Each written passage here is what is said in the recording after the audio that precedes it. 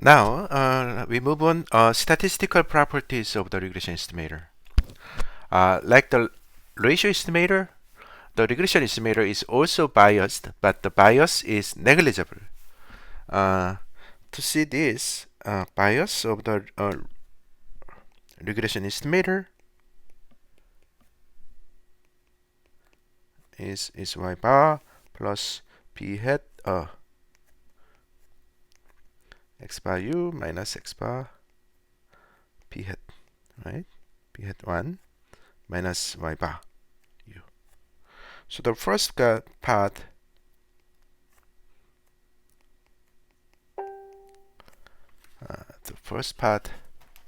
okay, sorry. The first part is the something like that. So they cancels, and so that becomes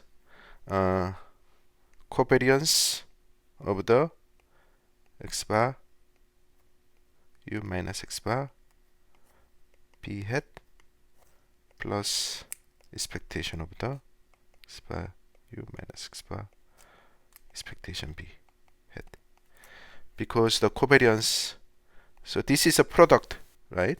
The product of the two random variable and expectation. So expectation of xy is covariance of xy minus plus expectation xy. So we can apply this formula to here to obtain this. So by the way, this is 0 because x bar is unbiased. So basically but this is a constant. So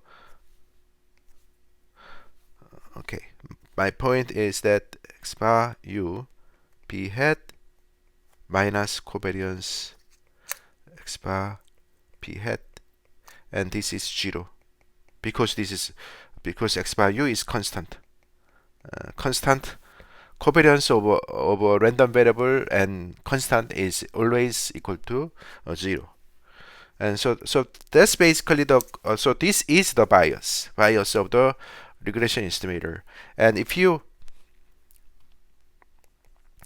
bias of the regression estimator is minus covariance x bar and b hat, and so if you square it, you will have a square it, and then covariance is the correlation times the variance and variance. So correlation is always less than equal to 1.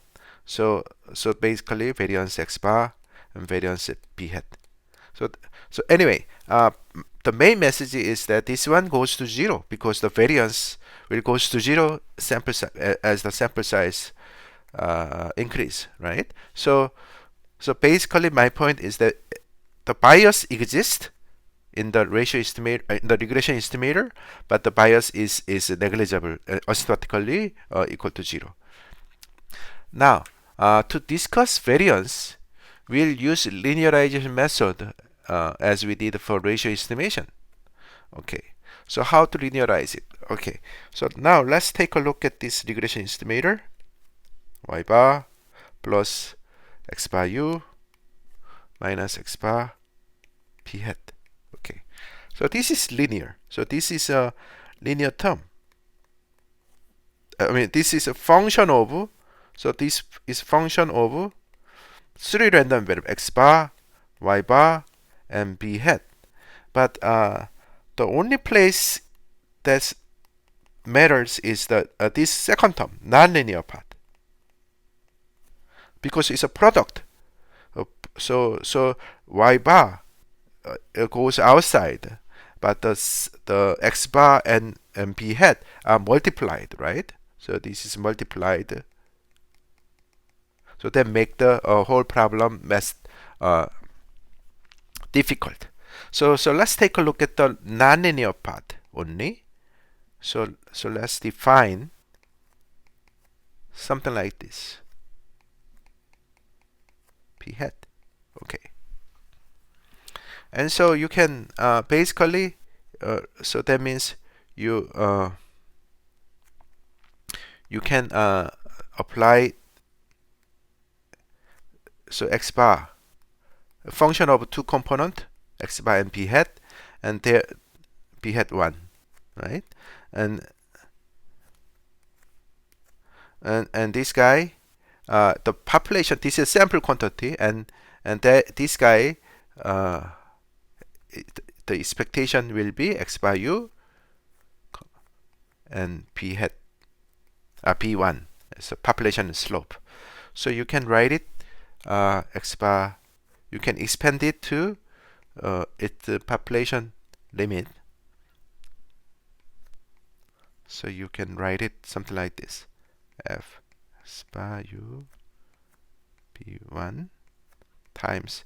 So Taylor expansion with respect to the two component. So first part component and second component.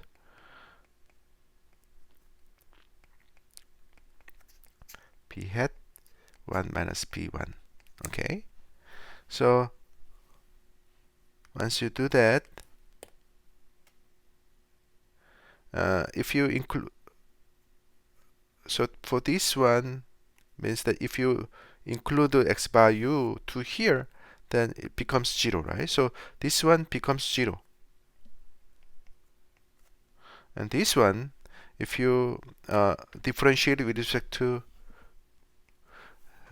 x1, the first component, that becomes p1, right? And this guy will, the second component will be x bar u minus x bar, but you put x bar u here, so that becomes 0. So in the end, you end up getting minus p, so plus b1 x bar u minus x bar. So the whole thing becomes, so that is the linearization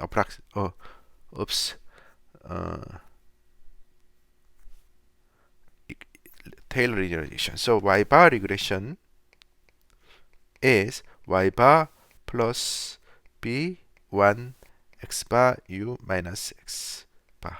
So that is the final linearization. Okay, and now we can write it. P0 is remember that y bar u minus p1, right? X bar. So this is the intercept. So you can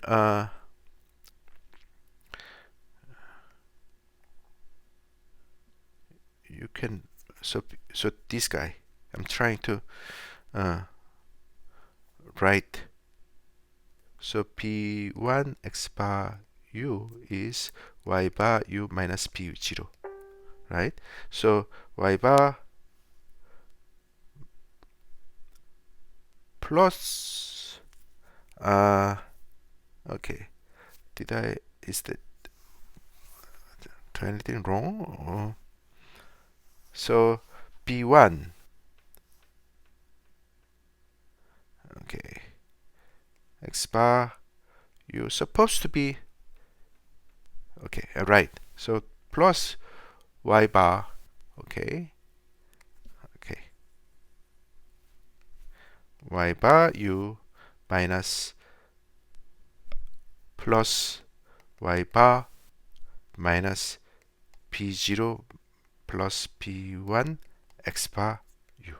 So it becomes something like that. Okay. So that basically, so point is that the variance we have y bar minus y bar u equal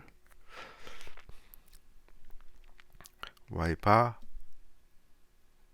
minus p0 plus p1 x bar. Okay, that's what.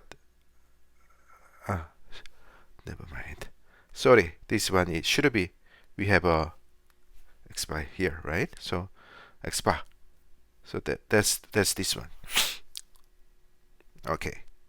So then we can write it as a 1 over n summation of the yi minus b0 plus b1. So it's like a population residual. Okay. So the variance, so this we can write it as a d bar, sample mean of di's. So that gives this formula on the simpleton sampling.